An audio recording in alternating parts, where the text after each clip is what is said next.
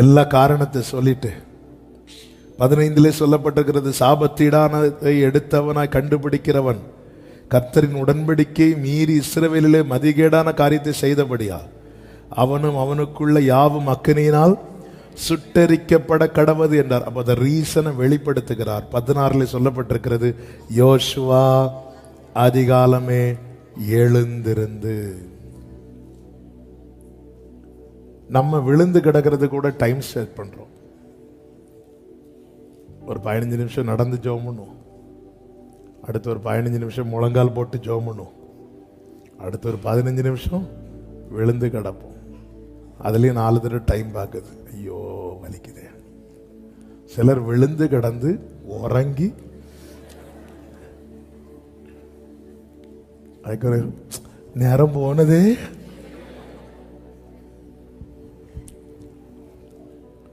இங்க விழுந்து கிடக்கிறது என்பது எதை காண்பிக்கிறது தெரியுமா? தன்னை அவன் முற்றிலும் வெறுமை ஆக்கிட்டான். ஆண்டவர், நான் தான் காரணம்னா என்ன வேணாலும் பண்ணிருங்க, அல்லது என்ன காரணம் எனக்கு சொல்லிக் கொடுங்க. ஏன் என் வீட்டில் எவ்வளோ பிரச்சனைப்படுது? என் பிரச்சனை மாற நம்ம ஜெபம் பண்றோம். அந்த பிரச்சனை காரணத்தை கண்டுபிடிக்க ஜெபம் பண்றோமா? பிரச்சனையின் காரணத்தை கண்டுபிடிச்சாதானாங்க அடுத்து இப்படி ஒரு பிரச்சனை வராது.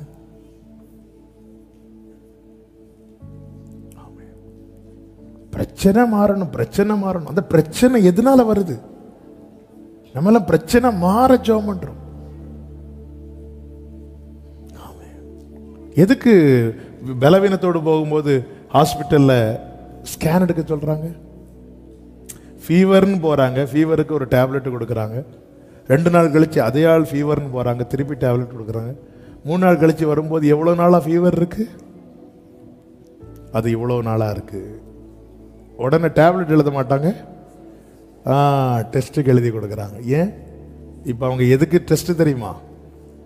ஃபீவர்னா பாடி என்ன செய்யும்? சுடும். காய்ச்சல் அடித்த டேப்லெட் உண்டு. ஆனால் தொடர்ந்து வரும்போது அவங்க அந்த காரணத்தை கண்டுபிடிக்கிறாங்க. உள்ள என்ன இன்ஃபெக்ஷன் ஆகிருக்கு, எதுனால. ஸோ அதுக்கான மெடிசினை கொடுக்கறதுக்கு வீட்டில் பிரச்சனை பிரச்சனை பிரச்சனை பிரச்சனை. ரைட், பிரச்சனை கடன் மாற ஜெபம் பண்ணுங்க. ரைட், ஏன் கடன் வருது? எங்கள் வீட்டில் இப்படி ஒரு போராட்டம் இருக்கு, மாற ஜெபம் பண்ணுங்க. ஜெபம் பண்ணுங்க. ஏன் அந்த போராட்டம் வருது? இங்கே ஆண்டவரே எனக்கு இனி நான் தோத்துறக்கூடாது, ஜெயிக்கணும் என்பதற்காக அல்ல யோசுவா விழுந்து கிடக்குது. ஏன் ஆண்டவர் இப்படி ஒரு தோல்வி வந்துச்சு? நான் உங்கள் பிள்ளை இல்லைப்பா, நான் உங்களை நம்பி வந்தவன்ல. நீங்கள் தானே சொன்னீங்க பயப்படாத, நான் மோசையோடு இருந்தது போல உன் கூட இருப்பேன். நீங்கள் என் கூட இருந்தால் நான் எப்படி நான் ஏன் தோக்கணும்? நான் உன்னை விட்டு விலகுவதும் இல்லை கைவிடுவதில்லைன்னு சொல்லிட்டு இங்கே கைவிட்டுட்டீங்களே ஆண்டவரே. எரிகோ பட்டணத்துக்கு முன்னாடி நீங்க கைவிடல, ஆயி பட்டணத்துல வந்து இந்த சின்ன இடத்துல வந்து தோத்துட்டேனே ஆண்டவரே. ஏன் ஆண்டவரே விழுந்து கிடக்கு? நீங்க ரீசன் சொல்லாம நான் எழும்ப மாட்டேன். கதை ரீசன் சொல்றார். ஏனென்ற காரியம் ஜெபத்தில் தரித்திருக்கிறவனுக்கு வெளிப்படுத்தப்படும். இன்னும் ஒரு காரியத்தை சொல்லி நான் ஜெபிக்க விரும்புகிறேன். ஜெபிக்கிறவனுக்கு தேவ கனம் உண்டாகும். தேவ கனம், அதன் அடையாளம் தான் இயேசு கிறிஸ்து எப்பவுமே ஜெபிக்க போயிட்டே இருப்பார். ஆனா ஒரு நாளிலே அவர் ஜெபிக்கும் போது மறுரூபமானார். மத்தேயு 17, லூக்கா 9 அதிகாரங்களிலே நான் பார்க்க முடியும். இந்த மகிமை வெளிப்பட்டது, க்ளோரி வெளிப்பட்டது. ஜெபிக்கும் போது எல்லாம் அது வெளிப்படுமான கிடையாது. ஆனா ஒருத்தங்க ஜெபத்துல தரித்திருக்கும் போது ஒரு நாள் அவங்க ஜெப அறை வித்தியாசமாகும். ஒரு நாள் மற்றவர்கள் பார்க்கிற பார்வை தெரியும், இவங்க ஜெபிக்கிறவங்க.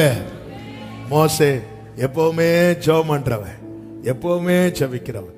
ஆனா ஒரு நாள் அவன் ஜெபித்து வரும்போது அவனுடைய முகம் எப்படி இருந்துச்சு தெரியுமா? பிரகாசமா இருந்தது. உடனே அவர்கள் யாத்திராகமம் 34:29 இப்படி சொல்லப்பட்டிருக்கிறது. வாசிகள் யாத்திராகமம் 34:29. மோசே சாட்சி பலகைகள் இரண்டையும் தன் கையில் எடுத்துக்கொண்டு சீனாய் மலையிலிருந்து இறங்குகிற போது தன்னோட அவர் பேசினதினாலே தன் முகம் பிரகாசித்திருப்பதை அவன் அறியாதிருந்தான். அடுத்த வசனம். ஆரோனும் இஸ்ரவேல் புத்திரர் எல்லாரும் மோசேயை பார்க்கும்போது அவன் முகம் பிரகாசித்திருப்பதை கண்டு அவன் சமீபத்தில் சேர பயந்தார்கள். மோசே ஃபர்ஸ்ட் டைம்ல மலையில ஏறதும் இறங்கதும் இது பலமுறை.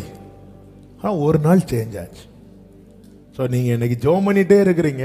ஒரு நாள் இந்த ஜெப ஜீவியம் மற்றவர்கள் கண்டு வியக்கும்படிக்கு மாறும்.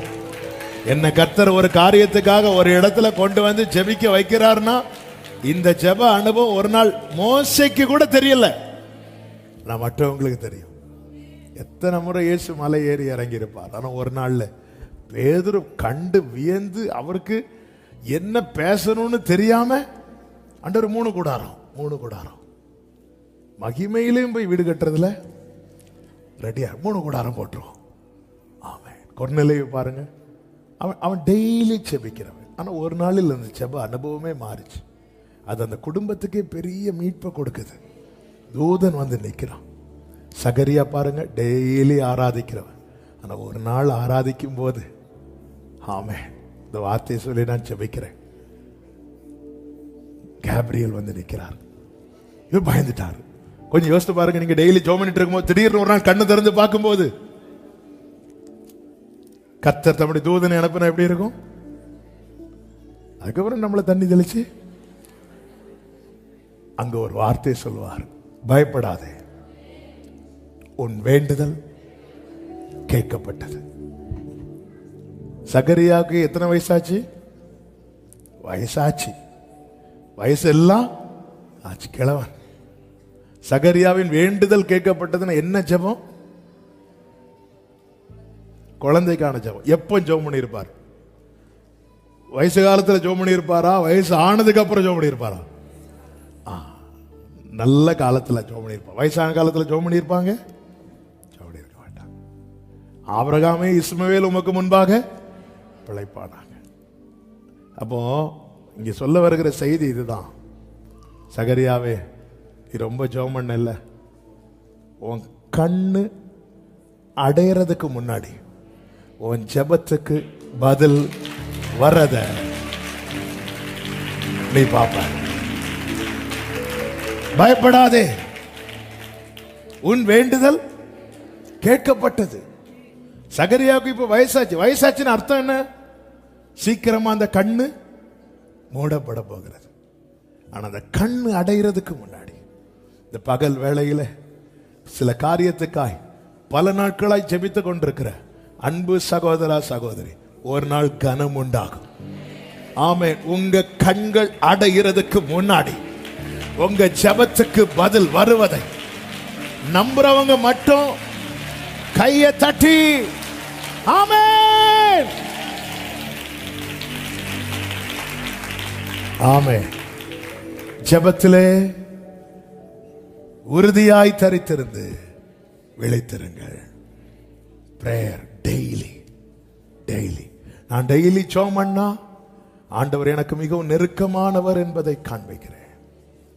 ஆமென். நான் என் இருதயத்தை ஊற்றும் போது ஆண்டவர் எனக்கு மிகவும் அன்பானவர், துணையாளர் என்பதை நான் வெளிப்படுத்துகிறேன். நான் சார்ந்திருக்கும் போது, நான் எதிர்பார்த்திருக்கும் போது அவரே எனக்கு எல்லாம் என்பதை காண்பிக்கிறேன். Daily pray. எவ்வளோ டைம்ங்கிறதுல ரெண்டாவது. First daily. தாவீது சொல்லுகிறார், அந்தி சந்தி மத்தியான வேளைகளில் நான் தியானம் பண்ணி முறையிடுவேன். நான் பேசிட்டே முறையிடுறதுன்னா ஏதாவது சொல்லிட்டே இருப்பேன், அவர்கிட்ட ஆமென். ஆண்டவர் அதை கேட்க விரும்புகிறார். ஹல்லேலூயா. அதை கேட்க விரும்புறதுனால தான் சிநேகிதன் வந்து தட்டுனதும் அப்பத்தை எடுத்து கொடுக்காம கொஞ்ச நேரம் தட்ட விட்டுட்டு அப்பத்தை எடுத்து கொடுக்கிறார். கேட்டதான் அவர் தருவார். ஆனால் கேட்க வைக்கிறாருன்னா நம்ம தொந்தரவு பண்றது அவருக்கு என்ன செஞ்சிருக்கு? பிடிச்சிருக்கு. ஆமென். நம்ம என்னன்னா அவர் பாவம், அவர் எத்தனை பேருக்கு தான் செய்வாரோன்னு சொல்லிட்டு நம்ம அவரு பாவம் பார்க்கிறோம். இல்லை,